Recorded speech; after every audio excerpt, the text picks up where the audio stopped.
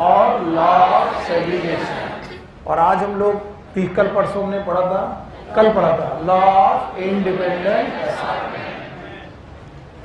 Law of independent assortment में हम लोगों ने पढ़ा था कि वन पेयर ऑफ एलील इसका सेग्रीगेशन दूसरी पेयर ऑफ एलील के सेग्रीगेशन पर डिपेंड नहीं करता है। फिर मैंने कल आपको पढ़ाया था कि अगर पहले पेयर में कैपिटल ए स्मॉल ए हो और दूसरे पेयर ऑफ क्रोमोसोम में कैपिटल बी और स्मॉल बी हो तो बताइए गैमीट बनने के चांसेस क्या हैं? याद है? कैपिटल ए के साथ कैपिटल बी आ सकता है, या फिर कैपिटल ए के साथ स्मॉल बी आ सकता है, या फिर स्मॉल ए के साथ कैपिटल बी आ सकता है, और स्मॉल ए के साथ स्मॉल बी आ सकता है। लेकिन ये कहानी यहाँ से शुरू नहीं हुई थी, ये कहानी शुरू हुई थी capital A capital B cross with small A small B. और मैंने कहा था जो लोग इन्हें कैपिटल ए कैपिटल बी देखेंगे वो 400। तो मैंने कहा था लोकस देखोगे आप, और आपको लोकस दिखाए गए थे और बोला गया था कैपिटल ए और ए में से कोई एक आएगा और कैपिटल बी और बी से कोई एक आएगा, तो सारे गैमीट कैसे आएंगे? एक जैसे। बंदा होमोजाइगस के हेटेरोजाइगस? होमोजाइगस। और यहाँ से एक जैसे होमोजाइगस के हेटेरोजाइगस। बताओ ये गैमीट पेरेंटल है? ये गैमीट पेरेंटल है? होमोजाइगस होना पेरेंटल है, यस और नो? तो बताओ capital A capital B gamete कैसा गैमीट है? Parental. Small A small B parental. Capital A small B recombinant. Small A capital B recombinant. तो हेटेरोजाइगस होना रिकॉम्बिनेंट है। और सबकी प्रोबेबिलिटी इक्वल क्या इक्वल? इसकी 1/4 थी, इसकी भी 1/4, इसकी भी 1/4, इसकी भी 1/4। कुछ लोग मुझसे बोल सकते हैं कि सर आपने ऐसे नहीं पढ़ाया था, आपने कैपिटल ए कैपिटल बी की जगह पढ़ाया था capital R capital Y small R small Y. फिर आपने पढ़ाया था कि सर इनसे जो गैमीट जो F1 बनेगा it is capital R capital Y small Y. और इनके गैमीट कितने बन सकते हैं अभी आसानी से बताया जाता है। Capital R capital Y, capital R small Y capital Y small Y. It is nothing but capital A capital B, capital A small B, small A capital B, small A small B. You got my point? तो मैं इस point को यहीं पर छोड़ता हूं। तो कल मैंने आपको बोला था कि आप डाई हाइब्रिड क्रॉस के फिनोटिपिक रेशियो तक पहुंच सकते हो। आज बहुत सारे कैलकुलेशन है, अगर ठीक कर ले गए तो राजा बाबू और नहीं ठीक कर ले गए तो प्रिंस पांडे, क्योंकि सुबह भी पढ़ा और अभी भी पढ़ रहे है ना। बुरा मत मानना, एक बार में कैलकुलेशन समझ में नहीं आते, वो 2 घंटे कैलकुलेशन सीख के आया फिर आ गया, कहता सर एक बार और पढ़े। आइए phenotypic ratio of non hybrid cross. पहला क्या था? 3:1 इंटू 3:1, याद आया? और मैंने क्या बोला था? 9:3:1। हमें कुछ नहीं मालूम, लेकिन हमें इतना मालूम है F2 of the dihybrid cross क्या होगा? 9:3:1, जिसमें 9 इज पता नहीं parental, 1 is it is recombinant. तो अगर तुम मुझे पेरेंटल बता दो तो मैं सब कुछ बता दूंगा। अगर मैं चला हूं राउंड और येलो तो 9 इज राउंड एंड येलो, और क्रॉस किया है रिंकल्ड और ग्रीन। फिर बोलो 1 इज रिंकल्ड और ग्रीन। अगर मैं इनका रिकॉम्बिनेंट बनाऊं, राउंड के साथ येलो आना पेरेंटल है, रिंकल्ड के साथ ग्रीन आना पेरेंटल है, लेकिन राउंड के साथ ग्रीन आ जाए पक्का।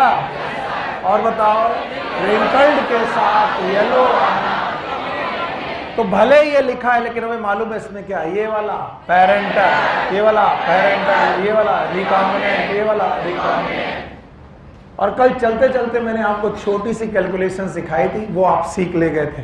और मुझे अच्छा है, याद है कि आपने कुछ भी कोई दिक्कत नहीं की थी। बताओ पुनेट स्क्वायर याद है? क्या आप उस पुनेट स्क्वायर को अब वापस बना पाओगे? 4 गैमीट याद हैं? चारों गैमेट आप बना पाएंगे? चारों गैमेट मेरे लिए बनाइए और मुझे बताइए कि मैंने क्या बनाया था। यहाँ पर capital R capital Y, capital R small R capital Y, small R small Y. पक्का? अब यहाँ बोलो capital R capital Y, capital R small Y, small R capital Y, small R small Y.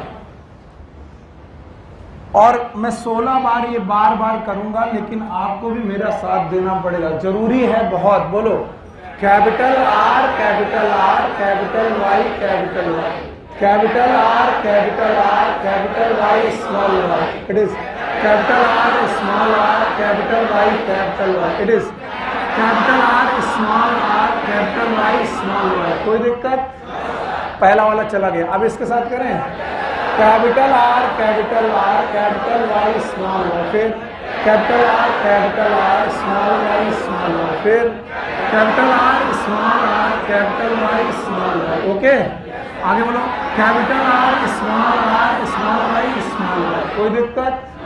आपने 50% कंप्लीट कर लिया, दिक्कत नहीं है, आगे भी नहीं आएगी। बोलो capital R capital Y capital Y, फिर capital R capital Y small, फिर small R capital Y capital Y, फिर small R capital Y small Y, फिर capital R capital Y small Y, फिर capital R small Y small Y, फिर small R capital Y small Y, फिर small R small Y small Y. तुम्हें मालूम भी नहीं कि तुम इस किस चक्कर में फंस गए, और मैं इस चक्कर को एक एक कैलकुलेट करना चालू करूं, और उस पूरे चक्कर को मैं तुम्हारे साथ अभी डिस्कस करता हूं। क्या आपको यहां पर 9:3:3:1 में कोई डाउट है? आपको डाउट नहीं है? किसमें डाउट नहीं है? Phenotype. It is one parental, it is another parental, beat are requirement. क्या ये राउंड येलो हो? क्या ये रिंकल्ड ग्रीन हो? क्या ये राउंड और ग्रीन होगा? क्या ये रिंकल्ड और येलो होगा? यस और नो? Yes sir. अब कहते हैं कि अगर तुमने फिनोटिपिक रेशियो 3:1 को निकाला था, तो जीनोटिपिक रेशियो क्या होगा? हमने कहा बहुत आसान है, मोनो हाइब्रिड क्रॉस का जीनोटिपिक रेशियो होता है 1:2:1 इंटू 1:2:1। बताइए मोनो हाइब्रिड क्रॉस का रेशियो याद है? क्या था जीनोटिपिक? 1:2:1। अब बताओ मुझे डाई हाइब्रिड चाहिए, तो दोनों का मल्टीप्लाई कर दूं?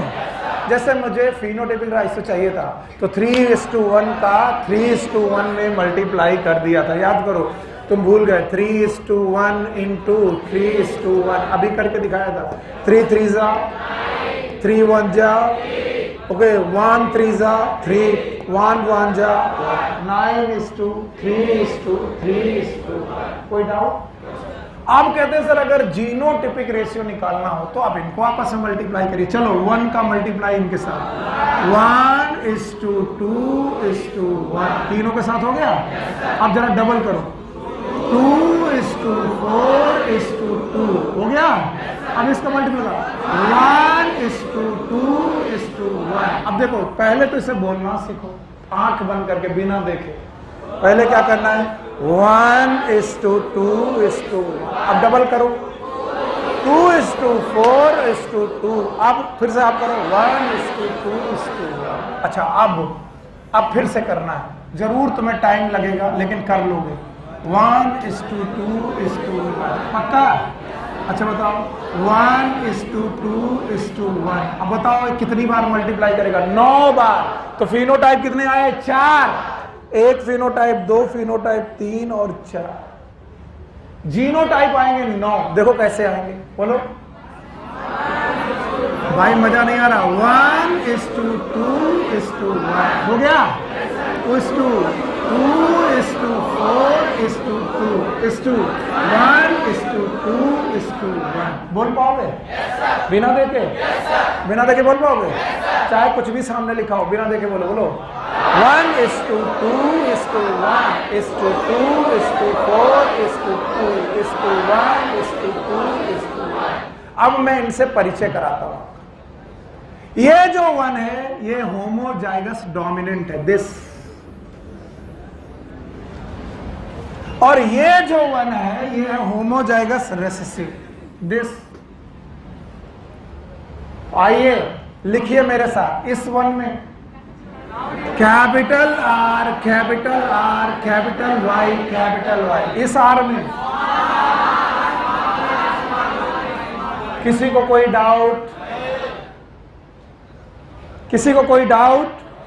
तो आपको capital R capital R capital Y पूरे 16 लोगों में एक ही जगह मिलेगी, और small R small R small Y पूरे 16 लोगों में एक ही जगह मिलेगी, दैट इज दिस वन। और ये जो 4 है ये प्योर हेट्रोजाइगस है। अभी मैं दिखाता हूं इनकी शक्लें आपको, देखिए शक्लें। ये 4 लोग को देखिए, बोलो capital R capital Y small Y, capital R small R capital Y small Y, capital R small R capital Y small Y, capital R small R capital Y small Y. तो 4 लोग कैसे मिलेंगे आपको? Capital R small R capital Y small Y. और मुझे अभी आंख बंद करके सारी चीजें चाहिए होंगी। It is pure homozygous dominant, बोलो it is pure homozygous recessive, it is heterozygous dominant. 9 में 3 पोजीशन पता कर लिया, यू गॉट इट। कुछ लोग यहां पर चक्कर खींचते हैं, मैं इससे हटा दूंगा, अभी दिखा रहा हूं लेकिन इस चक्कर से भी तुम्हें दूर कर दूंगा, मेरी जिम्मेदारी। अब देखिए सर ये क्या है? ये वो जगह है जहां पहला पेयर हेट्रोजाइगस डोमिनेंट और दूसरा पेयर होमोजाइगस डोमिनेंट। नहीं सुना मैंने, फिर से बोलो, पहले बोलो। पहला पेयर हेट्रोजाइगस डोमिनेंट, दूसरा पेयर होमोजाइगस डोमिनेंट। यानी this is the place where capital R small R capital Y capital Y. और ठीक उसका उल्टा ये है, पहला पेयर होमोजाइगस डोमिनेंट और दूसरा पेयर हेट्रोजाइगस डोमिनेंट। आइए निकालते हैं, ढूंढते हैं, देखते हैं capital R small R capital Y कहां है? ढूंढे भाई। Capital R small R capital Y ऊपर से देखें, ये है पहला capital R small R capital Y. इसके बाद चलो ढूंढते हैं, दिस वन मिला, बोलो capital R small R capital Y, sorry capital Y, 2 ही लोग ऐसे मिले। और मैं कह रहा हूं ये पोजीशन भूल जाओ, इनकी जरूरत नहीं।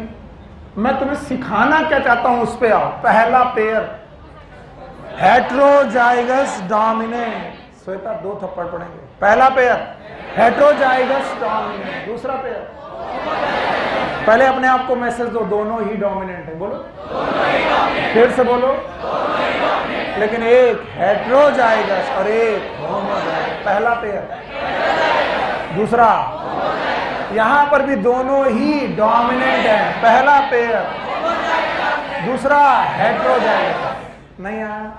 अच्छा, फिर सर ये क्या है? इसमें पहला पेयर होमोजाइगस डोमिनेंट और दूसरा पेयर होमोजाइगस रिसेसिव। तो सर ये क्या है? इसका जस्ट अपोजिट, पहला पेयर होमोजाइगस रिसेसिव, दूसरा पेयर होमोजाइगस डोमिनेंट। तुम ढूंढ लो, मैं मुझे पता चल जाएगा। देखो सेकंड का सेकंड और थर्ड का थर्ड, ये रहा। तो एक ये और एक ये, ओके। हाँ, मैं ये सिखाने ही नहीं आया हूं, तुम इस चक्कर में मत फंसो, ये बहुत कंफ्यूजिंग है, ये मार देगा। ये नहीं मारेगा। बताओ, यहां दोनों ही डोमिनेंट है, यहां दोनों ही डोमिनेंट है, एक हेट्रोजाइगस डोमिनेंट और एक होमोजाइगस। और जिसमें पहला हेट्रोजाइगस डोमिनेंट, तो इसमें पहला होमोजाइगस डोमिनेंट, दूसरा हेट्रोजाइगस।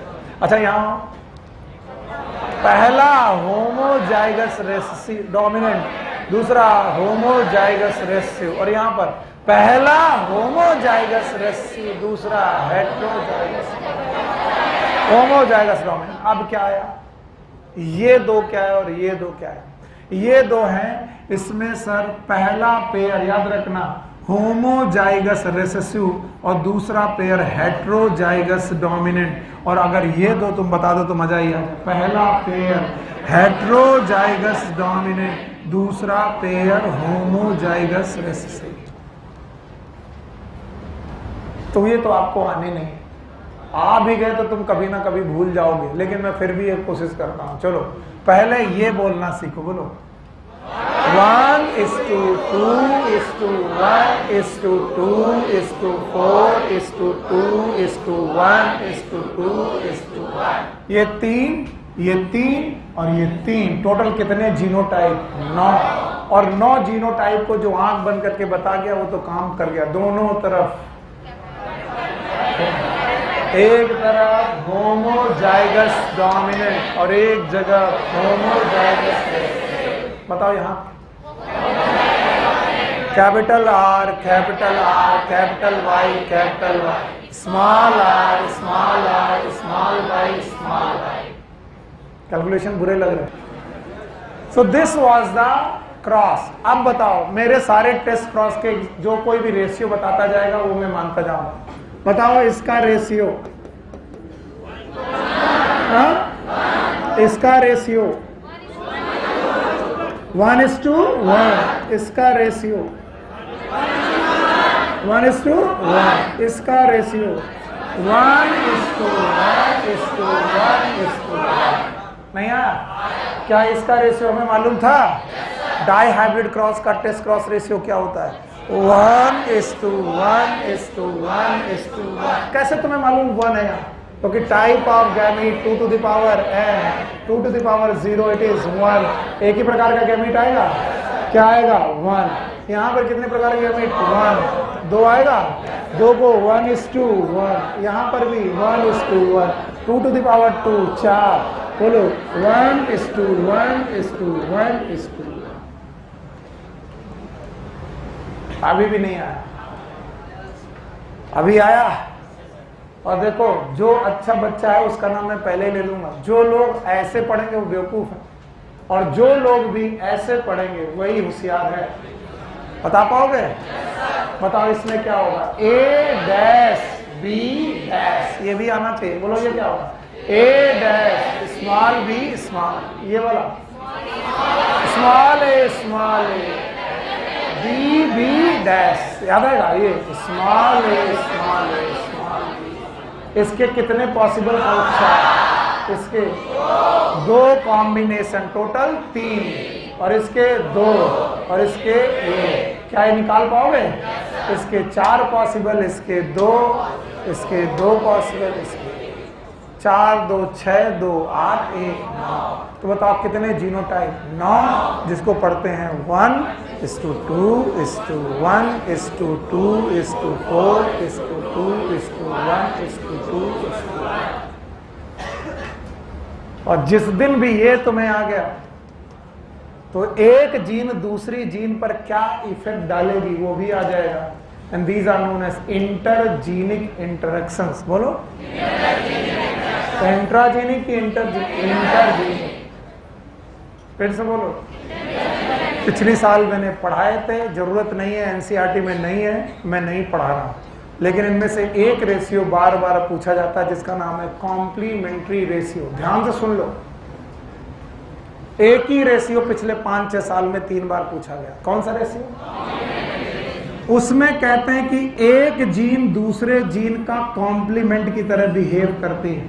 ध्यान से सुनो, जो जीन एक काम कर रही है उस काम को अगर दूसरी जीन भी मिल जाए तो कॉम्प्लीमेंट कर देती है। अगर दोनों जीन प्रेजेंट हो तो कैरेक्टर अलग आएगा, और अगर दोनों में से कोई भी एक रेसियो हो तो कैरेक्टर अलग आएगा। बताइए ऐसी कितनी सिचुएशन जिसमें दोनों में से कोई एक डोमिनेंट है? 9। तो 9 बार कैरेक्टर एक साथ आएगा और बाकी सब जगह पर कैरेक्टर एक अलग आएगा। क्यों? क्योंकि बाकी सारी कंडीशन अलग हैं, क्योंकि दोनों जीन डोमिनेंट नहीं है, और इसीलिए रेशियो आता है 9:7। It is known as complementary ratio. मुझे पूरा श्योर है कि किसी को कुछ समझ में नहीं आया। मुझे मालूम है, पहली बार में तुम सुनते थोड़े ना, पहली बार में तो तुम्हें लगता है बोलने तो क्या बोल रहा है, पर सबको मालूम है कि कभी ना कभी कॉम्प्लीमेंट्री रेशियो पूछा गया। कॉम्प्लीमेंट्री रेशियो में एक जीन दूसरे जीन के काम को कॉम्प्लीमेंट करेगी। व्हाट इट मीन्स, मान लीजिए ए जीन से एक कैरेक्टर आ रहा, ए जीन से एक कैरेक्टर आ रहा, तो बी जीन उस कैरेक्टर को इनहांस कर देगा, कॉम्प्लीमेंट करेगा, अच्छा कर देगा, बस। ये है कॉम्प्लीमेंट्री कैरेक्टर। तो ऐसी कितनी सिचुएशन है जहां पर इनहांस कैरेक्टर आएगा, जहां पर ए भी डोमिनेंट हो, बी भी डोमिनेंट हो, क्योंकि ए कैरेक्टर देगा, बी उसे इनहांस कर देगा। बोलो ए डैश बी डैश, ए होना कैरेक्टर होना है, बी डैश उसका कॉम्प्लीमेंट होना है। 9 जगह ऐसी आएंगी, क्योंकि 9 ऐसी जगह हैं जहां पर ए डैश बी डैश। 3 ऐसी जगह हैं जहां पर ए ही नहीं है, स्मॉल ए कैपिटल बी, या फिर small A capital B small B. इसमें दूसरी जीन बेटा डोमिनेंट है, पहली रिसेसिव, तो यहां कैरेक्टर नहीं आए। और यहां पर 3 ऐसी जीन है जहां पर इनहांस कैरेक्टर आएगा ही नहीं, क्योंकि पहला डोमिनेंट है और दूसरा रिसेसिव है। जब तक दूसरी जीन नहीं होगी कैरेक्टर इनहांस होके आएगा ही नहीं। और एक ऐसी सिचुएशन है जहां दोनों रिसेसिव हैं। तो बताओ, ये वाला कैरेक्टर अलग, ये वाला कैरेक्टर अलग, ये वाला कैरेक्टर अलग, लेकिन ये सारे कैरेक्टर एक जैसा बिहेव कर रहे हैं, क्योंकि एक जीन दूसरे को कॉम्प्लीमेंट कर ही नहीं पा रही। क्यों नहीं कर पा रही? क्योंकि दोनों में से कोई एक रिसेसिव है, और यहाँ पर दोनों रिसेसिव। तो एक कैरेक्टर आने के लिए जब दोनों जीन डोमिनेंट हो जाए तो अलग कैरेक्टर आएगा। बताओ, ऐसी कितनी सिचुएशन है जिसमें दोनों डोमिनेंट है? 9। और ऐसी कितनी जीन है जिनमें एक कम से कम एक रेशियो है? 7। इसलिए रेशियो क्या आएगा? 9:7। This ratio is known as complementary ratio. चलो, हो सकता है कि तुम मेरा ये क्वेश्चन सही कर दो। 1 gene is a duplicate copy of second gene. सुनो, ये जो लोग कर देंगे मैं मान जाऊंगा आ गया। तो जो काम ए कर रही है वही काम बी कर रही है। अगर ए अकेले हो तब भी काम हो जाएगा, बी अकेले हो तब भी काम हो जाए, और दोनों अगर हो तब भी काम हो जाएगा। तो बताओ, कितनी ऐसी सिचुएशन है जहां पर दोनों है? 9। कितनी ऐसी सिचुएशन जिसमें पहली है? 3। कितनी ऐसी है जिसमें दूसरी है?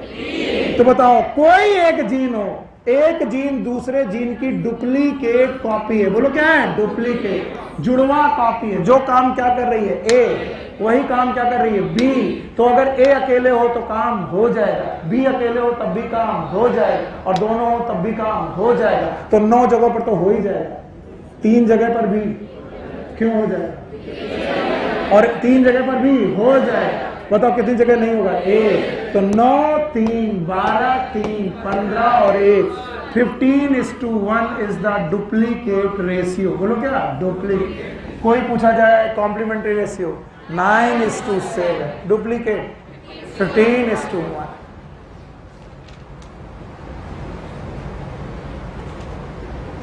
ऐसे बहुत इंटरेक्शंस हैं, और मैं क्यों बच रहा हूं? It is not given in NCERT. इसलिए जो लोग ये याद रखेंगे वो क्वेश्चन निकाल लेंगे। मैं निकलवाना सिखाऊंगा। बोलो क्या? 9:3:3:1। कल को कोई पूछे supplementary ratio, what is supplement? Complement और सप्लीमेंट में अंतर क्या है? कॉम्प्लीमेंट एक हो और दूसरी भी होनी ही चाहिए। सप्लीमेंट में मैं हूं तो मैं काम कर दूंगा, तुम हो तो सप्लीमेंट्री हो जाएगा, नहीं हो तो भी हो जाएगा। और तब रेशियो आता है सप्लीमेंट्री रेशियो, और वो सब मैं सिखाऊंगा। इसलिए चैप्टर को अंत होने दो, तुम्हें खुद आएगा। इसलिए जो लोग ये याद रखेंगे, बोलो क्या?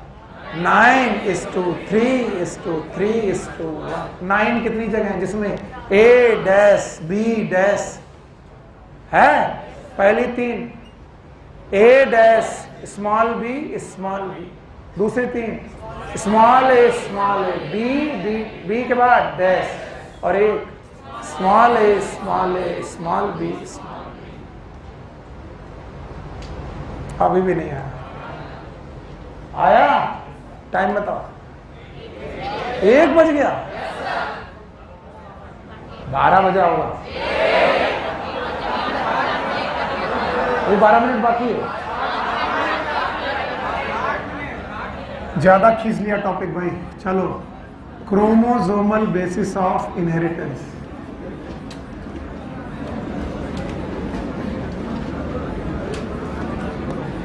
मैं सच बोल रहा हूँ, मजाक नहीं कर रहा हूँ, मुझे नहीं लग रहा था कि 1 बज गया होगा। क्या मैं लेट आया था आज?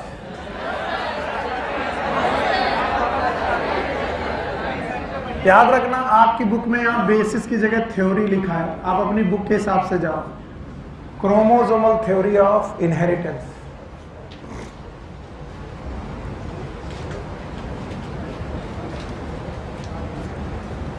Chromosomal theory of inheritance. Yes, चलो मेंडल से वापस चलते हैं, मेंडल से मुलाकात दोबारा करते हैं। मेंडल याद है? मेंडल ने कब से कब तक काम किया? 1856 से 1863। कितने साल? एक बंदा 7 साल तक काम करता रहा। 7 साल काम करने के बाद 2 साल किताबें लिखी उसने। 1865 पर आकर उसने अपना काम पब्लिसाइज्ड किया, यानी बुक लिखी। And this book was for laws of inheritance.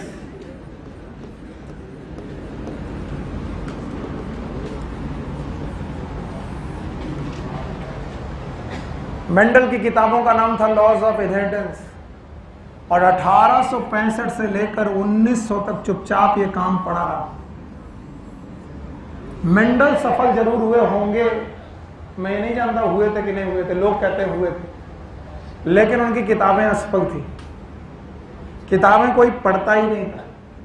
NCERT उसमें 4 वजह बताती है, और चारों वजह आप अंडरलाइन कर लीजिएगा। पहली वजह, communication was not easy that time.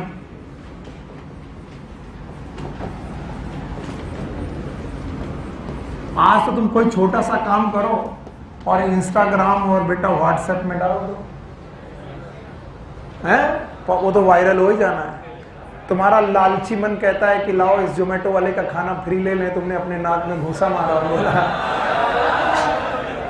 और वायरल हो गया। एक छोटी सी बात वायरल हो रही है, हम है, ये हमारी कार है, यहाँ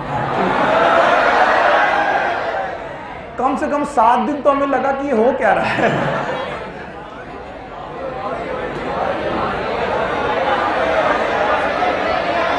So today the communication is much easy. आज कम्युनिकेशन इतना इजी है कि किसी को भी तुम अपनी बात पहुंचा सकते हो आसानी से, और वो बात वाहियात भी हो सकती है। इतनी वाहियात की ये हम हैं, ये हमारी क्लास है और यहाँ पार्टी हो रही है, और लोगों में नशा छा गया, और लड़के बच्चे सब मिल करके यही बात कर रहे हैं, जो जहां चल रहा है ये हम है, ये है। मजेदार, अच्छा लगा, मुझे भी अच्छा। लेकिन मेंडल ये नहीं कह सकते कि ये हम है, ये हमारी किताब है, यहां लॉज ऑफ इनहेरिटेंस हो रहा है। मेंडल बेचारे को कोई सुन ही नहीं रहा। Communication was not easy. धोखे से कोई एक आधा पेपर कहीं से निकलता भी होगा, दैनिक जागरण नहीं बेटा, तो वो भी कोई नहीं। इनकी किताब लाइब्रेरी में पड़ी रही है और किसी ने देखा भी नहीं, सुना भी नहीं। पहला बात, कम्युनिकेशन वॉज नॉट इजी। और दूसरा बात, मेंडल जो थे, इन्होंने कॉन्टेम्परेरी लोगों को गलत साबित किया। मैं तुम्हें कोई चीज पढ़ाऊं और तुम में से कोई खड़ा होकर के बोले सर आप गलत बोल रहे हो, तो पहले तो मेरे ईगो को चोट पहुंचेगी। अच्छा, हम टीचर और तुम स्टूडेंट, तो हमको समझाओगे कि हम गलत पढ़ा रहे। तो मेंडल ने उस समय के वैज्ञानिकों को कहा कि तुम गलत कह रहे हो, और उस समय के वैज्ञानिक कहते थे कि ब्लेंडिंग इनहेरिटेंस होता है। याद आया? और मेंडल पहले बंदे थे जिन्होंने अपोज करके कहा कि ब्लेंडिंग इनहेरिटेंस नहीं है, और इन्होंने अपोज किया, और अपोज करते ही लोग इन पे हंसे, बोले अच्छा नया अनोखा आदमी आया है, और वो बोला कि ब्लेंडिंग नहीं होती। आज तक हम लोग जेनेटिक्स जानते हैं, फिर भी गांव में चलो जाओ, आज भी लोग क्या मानते हैं? ब्लेंडिंग। तुम्हारे पर नाक है दादा जैसी, उंगलियां हैं दादी जैसी, आंखें हैं पापा जैसी, कलर है पापा जैसा। पापा काले, तुम भी काले। तो बोलते हैं कलर बेटा मिक्स हो रहा है या फिर करेक्टर मिक्स हो रहा है, चुप रहो। और मेंडल पहला बंदा था जिसने कहा कि भैया अपोज करें। और तीसरा बात, मेंडल एक मैथमेटिशियन है, और मैथमेटिशियन आदमी जब बायोलॉजी का एक्सपेरिमेंट करेगा तो लोग उसके ऊपर हंसेंगे, नहीं तो क्या करेंगे। बोले अच्छा, अब तुम्हारा कोई बीटेक वाला दोस्त तुम्हें बायोलॉजी पढ़ाए और बोले तुम जेनेटिक्स गलत पढ़ रहे हो तो बायोलॉजिकल एक्सपेरिमेंट के बारे में मैथमेटिकल आदमी अगर कुछ गलत बात बोले तो आप कहोगे चलो यार अब तुम बायोलॉजी सिखाओगे। याद रखना अपनी जिंदगी में भी तुम लोग, मैं कई बार ये सिखा चुका हूं, जब भी आप कोई अच्छा काम करने चलोगे सबसे पहले लोग आपका परिहास करते हैं। हिंदी में परिहास का मतलब है आप पे हंसते हैं। अब जिस दिन मैंने कहा या तुमने कहा होगा कि मैं डॉक्टर बनूंगा, अगल बगल के पड़ोसी कह रहे हैं शकल देखिए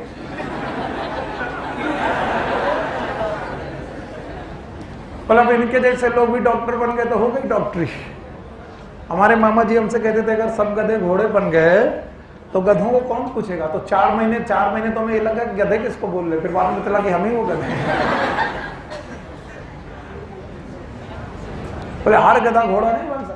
तो हमने कहा किसी गधे को घोड़ा बनने का प्रयास भी नहीं करना चाहिए क्योंकि वो म्यूल बन जाएगा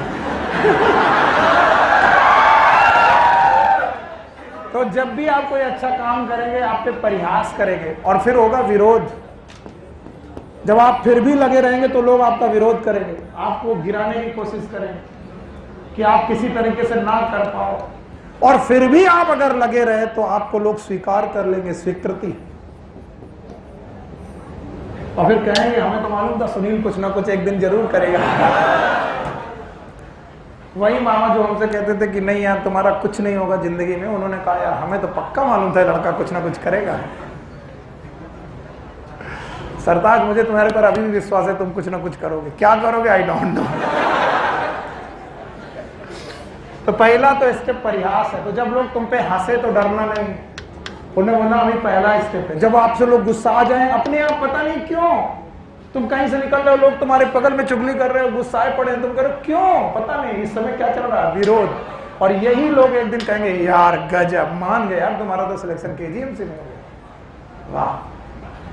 याद रखना स्वीकृति होते होते मेंडल को कितने साल लग गए, 1865 से 19। तो मेंडल को बोलते हैं कम्युनिकेशन इजी नहीं था, ब्लेंडिंग इनहेरिटेंस था, मैथमेटिशियन था। और चौथी बात जो मेंडल को फेवर नहीं करती थी, मेंडल हमेशा चिल्लाते थे फैक्टर, और लोग बोलते थे फैक्टर का फिजिकल प्रूफ दो। मेंडल कहते थे बस वही नहीं मालूम। बोले अच्छा जो तुमको नहीं मालूम वही तो हमें पूछना है। तो there was no physical proof for the factor at that time. और जब फैक्टर का प्रूफ नहीं दे पाए तो मेंडल की बात को किसी ने सुना ही नहीं। और सन 1900 में 3 साइंटिस्ट सोच रहे कि वो एकदम अनोखा काम कर रहे हैं, अनोखा, एकदम अनोखा। एक इनमें से है ह्यूगो डी व्रीज, और एक है कार्ल कॉरेंस, और एक है शर्मा जी। नहीं, शर्मा नहीं है, सट्टन आइटम होगा जो तुम पढ़ रहे हो, किताब अभी तुम्हें पढ़ने लायक नहीं, उधर देखो पहले। सट्टन ये तुम्हारे गांव के पुत्तन नहीं है मैं सुट्टन पुट्टन आ जाओ। देखो तो कौन कौन, Hugo de Vries, Carl Correns, von Tschermak. और ये तीनों इंडिपेंडेंटली, कोई किसी से मिला नहीं, और तीनों अलग अलग एक ही तरीके की खोज में जुटे हुए, और तीनों ने डिस्कवरी की। इन्होंने कहा हमने एकदम नई चीज खोजी है। ह्यूगो डी व्रीज खुश होकर बोले देखो हमने नई चीज खोजी, ब्लेंडिंग नहीं होती। कार्ल कॉरेंस ने कहा हमने भी खोजी, इन्होंने कहा हमने भी खोजी। पगला गए हो क्या, जो तुमने खोजा 1865 में खोद के चला गया था कौन, मेंडल। तो तुम्हारा खोज नहीं है, रीखोज है। व्हाट इज रीखोज, रीडिस्कवरी।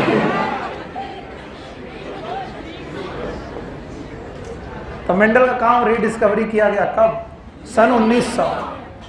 अब मेरा क्वेश्चन है कि सर जो बात 1865 में इतनी इजी मानी नहीं गई वो 1900 में क्यों मान ली गई।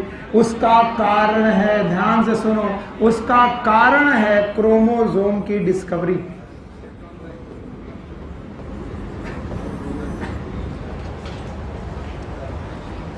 1900 तक आते आते क्रोमोसोम की डिस्कवरी हो चुकी है और 1902 तक आते आते क्रोमोसोमल मूवमेंट बताए जा चुके हैं। Chromosomal movement during gamete formation, during meiosis.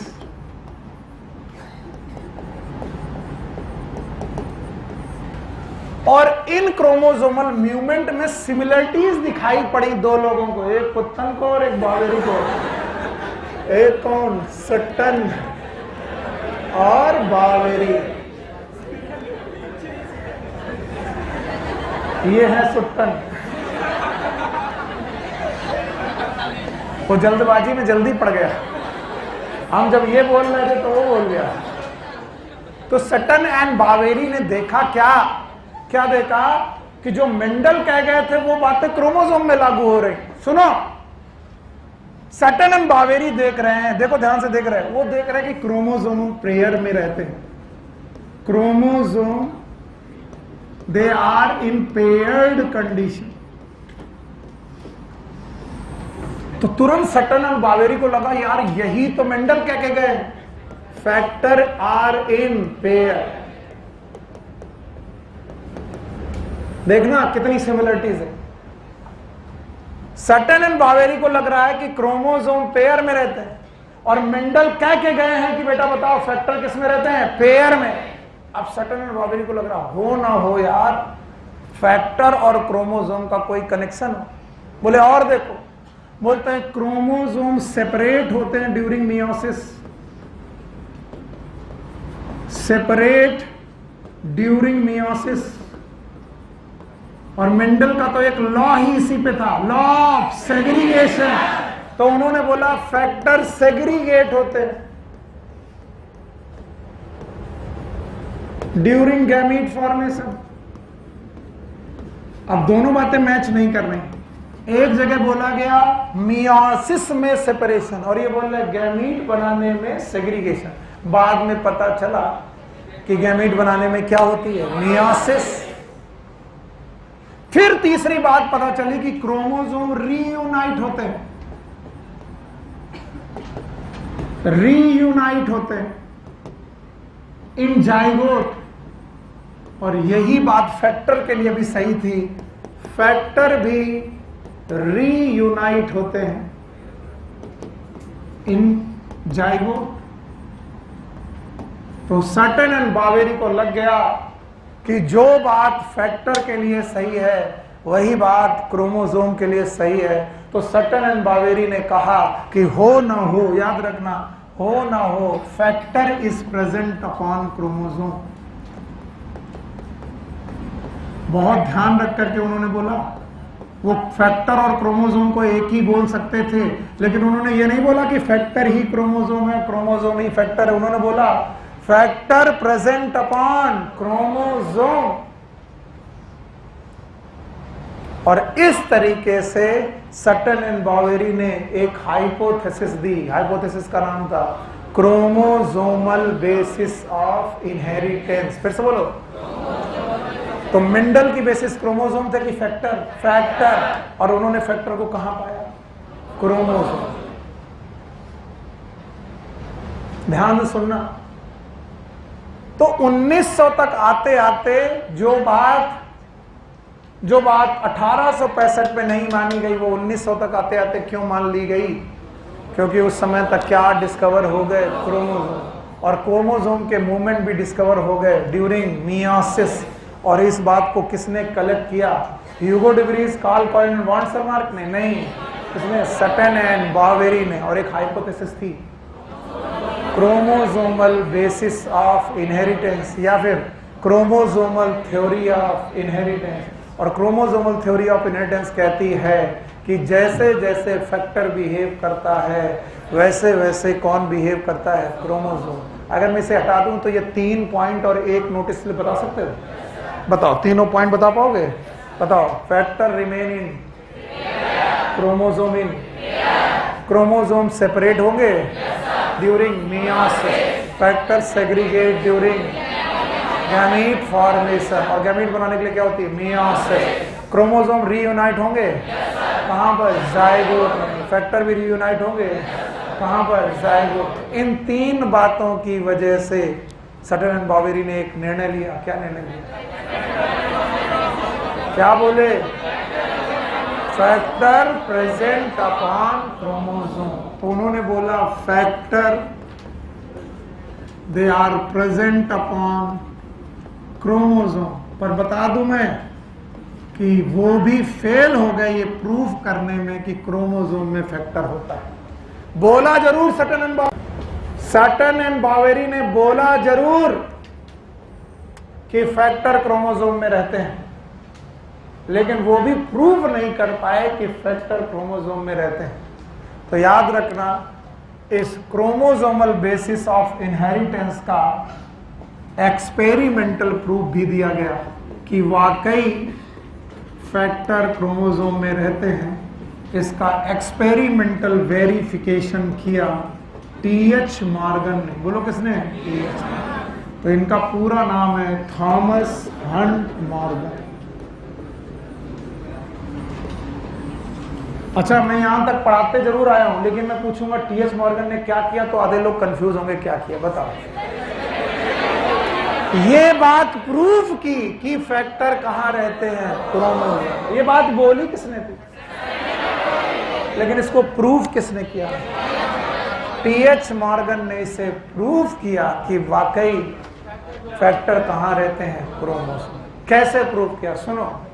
TH Morgan ने एक एनिमल को रियर किया, पाला। इसका नाम था ड्रोसोफिला। ड्रोसोफिला। और ड्रोसोफिला का एक्चुअली लोकल नेम होता है फ्रूट फ्लाई। और ड्रोसोफिला में उन्होंने देखा कि there is one chromosome known as X chromosome. और इन्होंने देखा कि X chromosome decide the sex. Sex determination के लिए एक्स क्रोमोसोम बहुत इंपॉर्टेंट है। इन्होंने देखा कि ड्रोसोफिला में अगर किसी के पास एक्स और एक्स हो, इट इज फीमेल। और अगर ड्रोसोफिला में किसी के पास एक्स और वाई हो, इट इज मेल। तो ये कोई बात ना हो गई। इससे क्या प्रूफ होता है? देखिए, इससे भी एक बात प्रूफ होती है। क्या प्रूफ होती है? कि मेल होना और फीमेल होना भी तो एक कैरेक्टर है, नहीं है? हाँ है। और अगर कैरेक्टर है तो किससे कंट्रोल होगा? फैक्टर से। बोलो। और फैक्टर बेटा किस पे डिसाइड होगा? X chromosome. तो अगर एक्स क्रोमोसोम ये डिसाइड कर रहा है कि कौन मेल है कौन फीमेल है, तो एक्स क्रोमोसोम एक्चुअली कैसे बिहेव कर रहा है? फैक्टर की नहीं आया। इसका मतलब एक्स क्रोमोसोम के ऊपर फैक्टर हो सकते हैं। लोगों ने कहा ये भी नहीं ठीक है। फिर उन्होंने एक और बात देखी, टीएच मॉर्गन ने एक और बात देखी कि एक्स क्रोमोसोम जहां जाता है वहां पर बॉडी कलर का कैरेक्टर साथ चलता है और आई कलर का कैरेक्टर साथ चलता है। यानी ड्रोसोफिला की आंखों का कलर क्या होगा, ये डिसाइड होता है बेटा, it is decide by this X chromosome. तो उन्होंने कहा एक्स क्रोमोसोम सेक्स तो डिटरमाइन करता ही है, साथ में एक्स क्रोमोसोम बॉडी कलर भी डिसाइड करता है और आई कलर भी डिसाइड करता है। किसका? ड्रोसोफिला। इसका मतलब कलर को डिसाइड करना, आई कलर को डिसाइड करना, एक क्या है? कैरेक्टर। बोलो क्या है? और कैरेक्टर किससे कंट्रोल होते हैं? फैक्टर। तो अब उन्होंने कहा एक्स क्रोमोसोम दो फैक्टर की तरह बिहेव कर रहा है। एक वो फैक्टर जो क्या कंट्रोल करेगा? Sex determination. और दूसरा कौन? आई कलर, बॉडी कलर। इसका मतलब एक्स क्रोमोसोम में एक फैक्टर है कि मैनी। इससे अपने आप प्रूफ होता है कि क्रोमोसोम ही फैक्टर नहीं है, बल्कि क्रोमोसोम के ऊपर क्या है? फैक्टर है। नहीं आया? और इस तरीके से टीएच मॉर्गन ने, किसने? टीएच मॉर्गन ने क्रोमोसोमल बेसिस ऑफ इनहेरिटेंस को एक्सपेरिमेंटली प्रूव कर दिया। बताओ दी किसने थी? Sutton and Boveri. बोलते हैं सटन एंड बावेरी की इस थ्योरी को टीएच मॉर्गन ने प्रूव किया, और टीएच मॉर्गन ने बेटा फ्रूट फ्लाई ही क्यों पाला, वाई फ्रूट फ्लाई, उसके 5 पॉइंट बताते हैं। क्योंकि वो हाथी पे भी एक्सपेरिमेंट कर सकते थे, लेकिन हाथी को पालना आसान था कि नहीं था? नहीं था। तो फ्रूट फ्लाई को पालना आसान क्यों था? 5 बातें हैं, एनसीईआरटी में लिख लीजिएगा, अंडरलाइन कर लीजिएगा। पहली बात, यस, ये पहली बात था, इसे नॉर्मल सिंथेटिक मीडियम में पाला जा सकता था। किसी भी सिंथेटिक मीडियम में इसे पाला जा सकता था, लाइक शुगर सोल्यूशन और एटसेट्रा। शुगर के ऊपर ये खा पी सकती थी। नॉर्मल सिंथेटिक मीडियम में इन्हें पाला जा सकता था और लैब में पाला जा सकता था। और एक्सपेरिमेंट आप कहाँ करते हो? जंगल में। तो ऐसा जानवर पालोगे जिसे लैब में पाला जा सके। बोले हम तो हाथी भी लैब में पाल सकते हैं, चूहा भी कर सकते थे, लेकिन उन्होंने चूहे पे किया कि फ्रूट फ्लाई, फ्रूट। दूसरा, याद रखना, इनकी लाइफ साइकिल शॉर्ट थी। शॉर्ट लाइफ साइकिल केवल 2 वीक की थी, और वो 2 वीक में बच्चे पैदा कर देते थे, जिससे प्रोजनी मिल जाती थी। सर प्रोजनी क्यों जरूरी है? क्योंकि हर आने वाले बंदे ने मेंडल को फॉलो किया। मेंडल कहते थे पहले पता लगाओ पेरेंट, फिर क्रॉस ब्रीड करो, क्या लाओ? F1, फिर सेल्फिंग करो, फिर क्या लाओ? F2। तो पहले पेरेंट को क्रॉस करके बच्चे पैदा करा, और बच्चे पैदा करने में लग गए 25 साल। तो हो गया एक्सपेरिमेंट। अरे हाँ, अब तुमने ह्यूमन पे एक्सपेरिमेंट चालू किया। बोले आज ह्यूमन पे एक्सपेरिमेंट चालू करते हैं। आपने चालू कर दिया। आपने एक मेल लिया, एक फीमेल लिया। बोले मन कर रहा है कि यार आज पता लगाएं, गोरे रंग का आदमी काले रंग के आदमी के साथ शादी करेगा तो बच्चे कैसे पैदा होंगे। तुमने एक आदमी को कन्विंस किया कि आप तुम्हारी शादी उस काले आदमी के साथ शादी करते हैं। बोले तुम्हारे एक्सपेरिमेंट के चक्कर में अपनी जिंदगी बर्बाद करेंगे क्या? तो ह्यूमन में पॉसिबल। और दूसरा, शादी किया तुमने, बच्चे पैदा हुए, और उनको बच्चा पैदा करने में लगेगा 25 से 30 साल, क्योंकि वो बड़े होंगे, शादी होगी। तो एक एक्सपेरिमेंट चालू किया और 30 साल लग गए। तुमने चालू किया, तुम जवान थे, हो गए, बुढ़ा गए, क्या मिली? F1। और उसके बाद क्या जाना है? F2। सेल्फिंग कैसे कराओगे? पॉसिबल नहीं।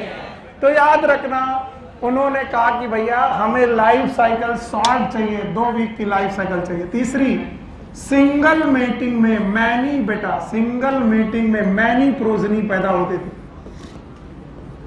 Many progeny. अब ह्यूमन पे एक्सपेरिमेंट करो, एक बार में एक बेबी पैदा हुआ, पता नहीं चल पा रहा क्या प्रोबेबिलिटी है। कम से कम 4 लोग पैदा हो तब तो आएगा रेशियो 3:1। अब पता चला यही वाला पैदा हो गया तो ये पता ही नहीं चल पा रहा। You got my point? अरे यार 3:1 में 1 आने की पॉसिबिलिटी कितनी है? 1/4। तो ये भी तो हो सकता है कि जो पॉसिबिलिटी आई हो वो कौन सी हो? 1/4। तो अब पता लगा एक ही बेबी हुआ, वो भी आ गया रेसेसिव। अब समझी नहीं आ रहा है। तो बताओ हमें प्रोजनी एक चाहिए कि many? Many. And there are many variations. बहुत सारे वेरिएशंस थे इन प्रोजनी। प्रोजनी में बहुत सारे वेरिएशन थे। चौथा, इनका मेल और फीमेल डिस्टिंग्विश करना आसान था। इनमें मेल और फीमेल को अलग अलग पहचानना आसान था। तो याद रखना, मॉर्गन ने फ्रूट फ्लाई ही क्यों ली, इसके 5 कारण आपकी बुक में दिए गए हैं। अच्छा रहेगा कि आप पांचों के पांचों कारण कहाँ पर देखें? एनसीईआरटी। तो बताओ किसने थ्योरी दी?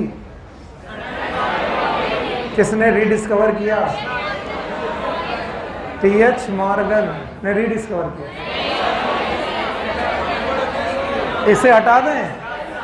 चलो भाई, अब बताओ मैंने क्या क्या पढ़ाया आज क्रोमोसोमल थ्योरी में। बताओ 1856 से 1863, कितने साल? 7 साल। एक ही एक्सपेरिमेंट किया, और इस एक्सपेरिमेंट के बाद उन्होंने पाया कि, क्या पाया? कि बेटा 1865 में उन्होंने कौन से लॉज बनाए? Laws of inheritance. टाइम बताओ क्या है? 1:13, 1:20। 20 मिनट लगेंगे इसे रिवाइज करके पढ़ाने में। वैसे 8 क्वेश्चन है, 8 मिनट में जाएंगे। मैं 8 मिनट में नहीं करूंगा, just because I want to revise it. So आप इसे बंद कर दीजिए।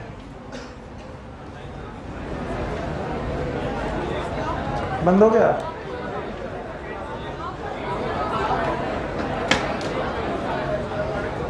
बिटिया जिसे आता है करो।